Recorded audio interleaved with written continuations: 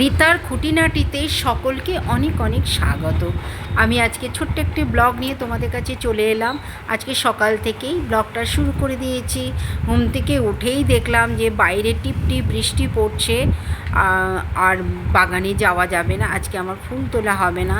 তাই ওপরে এসেই আমি একটুখানি ভাবলাম যে একটু রান্নাঘরটা পরিষ্কার করে নিলাম, যত বাসন ছিল সমস্ত ধুয়ে নিলাম, গ্যাস ট্যাস মুছে নিয়েছি।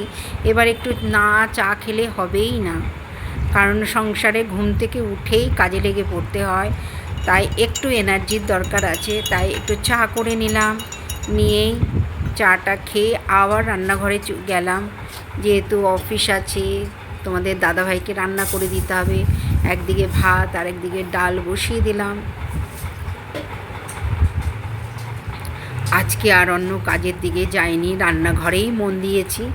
তো আজকে তাড়াতাড়ি রান্নাটা শেষ করব, কারণ আকাশটা এত মেঘলা মেঘলা হয়ে আছে, আর টিপ টিপ করে বৃষ্টিও পড়ছে মাঝে মধ্যে, একদম ভাল লাগছে না।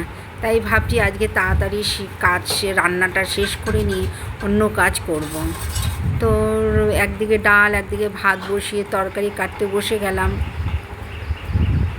তো অনেক কিছুই তরকারি কাটলাম, কিন্তু রান্না করলাম একটাই, কারণ তোমাদের দাদাভাই তাড়াতাড়ি খেয়ে যাবে, সেই কারণে সব কমপ্লিট করে উঠতে পারলাম না। সব সবজিগুলো কেটে রেখে দিয়েছি, পরে আবার রান্না করব। এখন তোমাদের দাদাভাইয়ের জন্য একটু ডাল ভাত আর একটু কুমড়ো রসুন ফোড়ন দিয়ে, তোমাদের দাদাভাই কুমড়ো ভাজা খেতে ভালোবাসে, তাই কুমড়ো ভাজা করে দিলাম, সেটা খেয়ে গেল। আর আমাদের জন্য করলাম মাছ। পরে যদি হাতে সময় থাকে তাহলে একটু পটল আলুর তরকারি করব, ইচ্ছে আছে, জানি না।